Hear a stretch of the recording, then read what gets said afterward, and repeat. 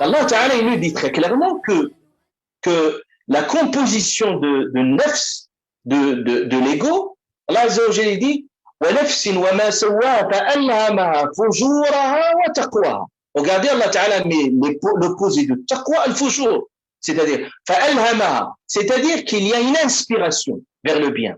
C'est-à-dire au sens quand on parle par exemple, ne pas voler, ne pas agresser, ces valeurs qui sont morales, qui sont universelles, ils sont déjà déposés à l'intérieur de chaque être. Donc il y a une forme de taqwa, c'est-à-dire une forme de guidance qu'Allah subhanahu wa ta'ala a mis à l'intérieur de chaque être, par lequel il puisse.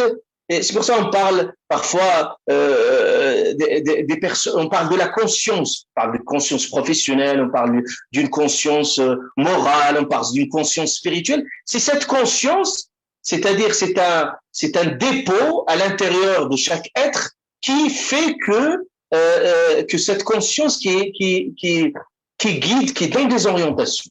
Et Allah subhanahu wa ta'ala, très clairement, il nous a dit également que tout être humain, il a la capacité d'avoir ce regard sur soi. Et un regard, non pas n'importe quel regard, mais un regard plus lucide, plus approfondi. Allah Azza wa Jalla dit, subhanahu wa ta'ala, il dit subhanahu wa ta'ala, subhanahu wa ta'ala, fi surat al-Qiyamah, il parle, bal al-insanu ala nafsihi basira. C'est-à-dire l'être humain, ala nafsi, sur soi, le regard qu'il porte sur soi, il est dans une forme de clairvoyance, basira. Et la clairvoyance, c'est un regard plus précis, plus minutieux et plus fin.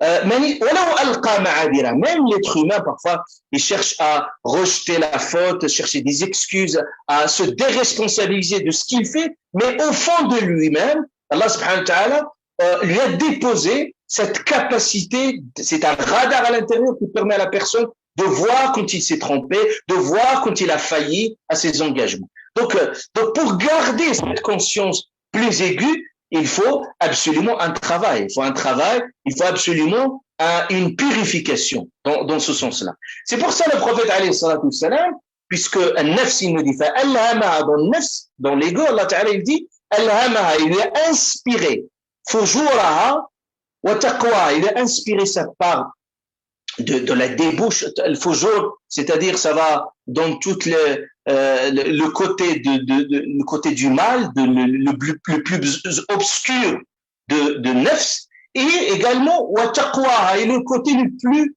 beau de nafs. Donc c'est les ingrédients sont à l'intérieur de nous. La conscience, cette conscience spirituelle, donc comment la développer et comment la cultiver. Donc prenons un exemple, une métaphore simple pour simplifier les choses. Quand quelqu'un il est malade, quelqu'un il est souffrant. Un médecin, quand il veut poser un bon diagnostic, il veut poser un remède, naturellement, pour poser, donc il faut faire le bon diagnostic de la personne. Donc ce bon diagnostic, ça vient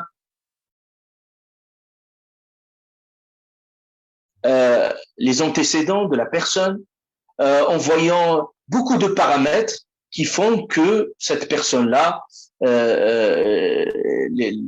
y a des facteurs de risque, bien entendu, par rapport à sa maladie, la spécificité de sa maladie. Si on prend la maladie au sens spirituel, la même chose au sens physique, il y a au sens spirituel une maladie. Et Allah Ta'ala, il dit que ce qui affecte la conscience, aussi il y a des virus, aussi il y a des virus aussi qui affectent le système immunitaire de la foi spirituelle.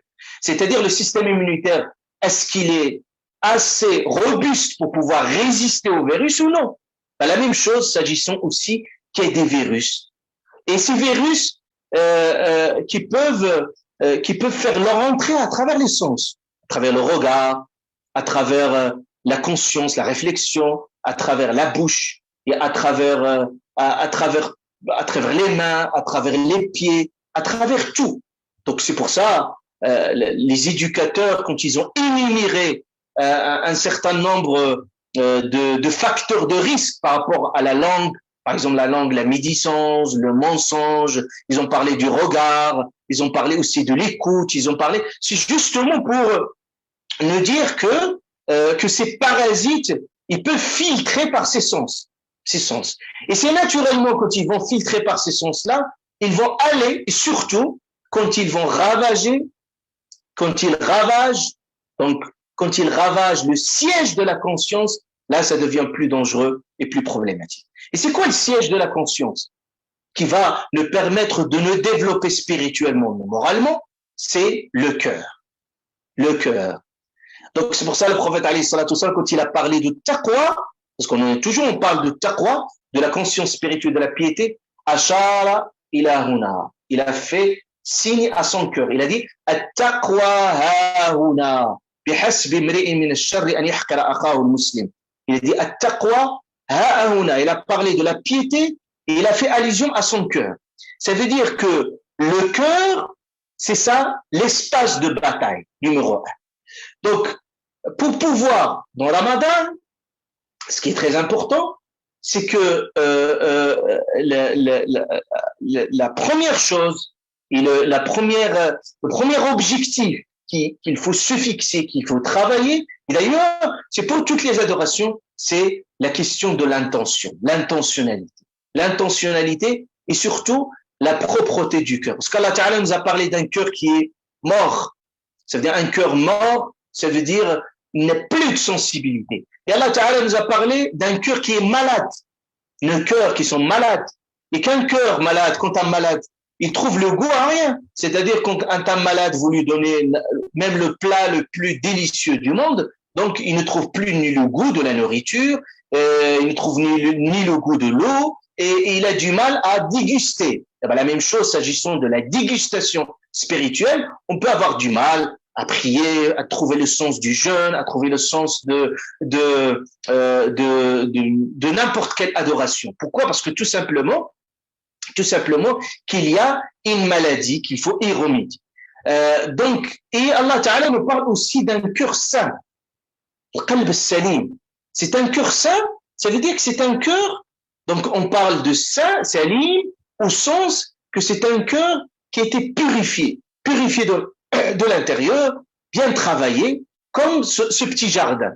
Un petit jardin, c'est comme il dit Jannati fi sadri, quand on parle dans mon petit jardin, mon paradis, il est dans mon cœur, ça se travaille dans le travail de la conscience commence par le travail du cœur. Pourquoi j'insiste là? Parce que c'est très important. La question de l'intention, il est central parce que c'est elle qui détermine le tout. Quand le prophète sallallahu dit innamal a'malu binniyat, quand il parle que les actions ne valent que par leurs intentions, chacun il aura proportionnellement à son intentionnalité. C'est pas juste l'intentionnalité au sens d'une volonté de faire la chose, mais on parle de l'intentionnalité au sens du profond de se poser la question pourquoi faire, donner du sens à tout.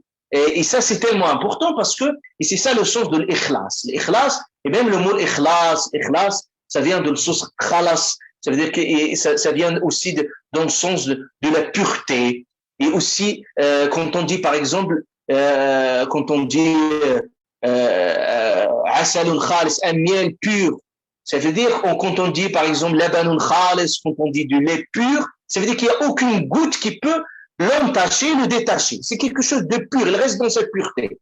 Donc, ce travail de l'intentionnalité est très important. Et as-siyam, et le jeûne, surtout le jeûne, participe particulièrement à nourrir cette intentionnalité dans le cœur. Et c'est pour cette raison que vous pouvez, par exemple, prier, les gens peuvent vous regarder. Vous pouvez donner, les gens peuvent vous regarder. Vous pouvez faire n'importe quel geste. Mais quand vous faites l'action, surtout siyam, c'est quelque chose que personne ne pourrait le savoir. Est-ce que vous êtes en état de jeûne? Personne ne pourrait le savoir. Parce que pour ça, Allah Ta'ala dit tous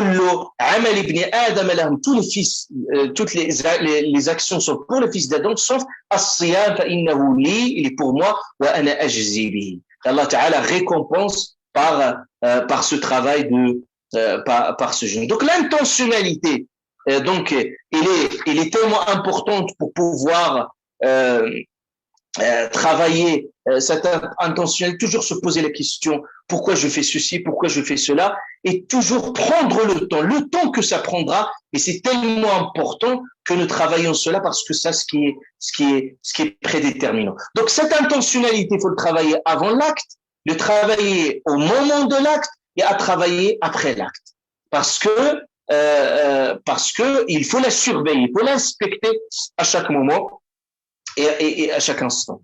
Donc ça, c'est quelque chose de très important. La même chose également,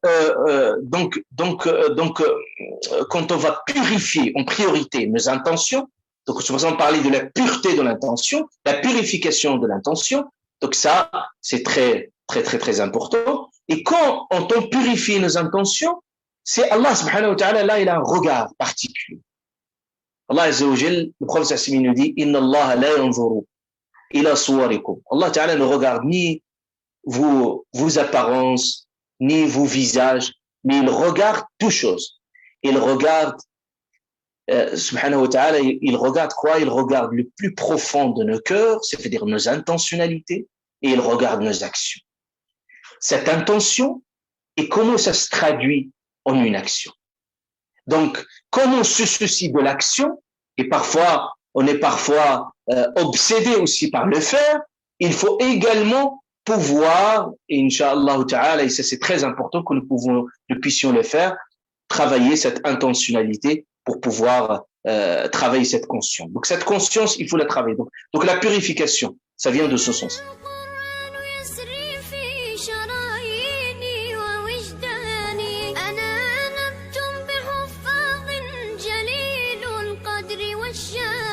لهم نور يعانقهم يضاهي شمس أزمان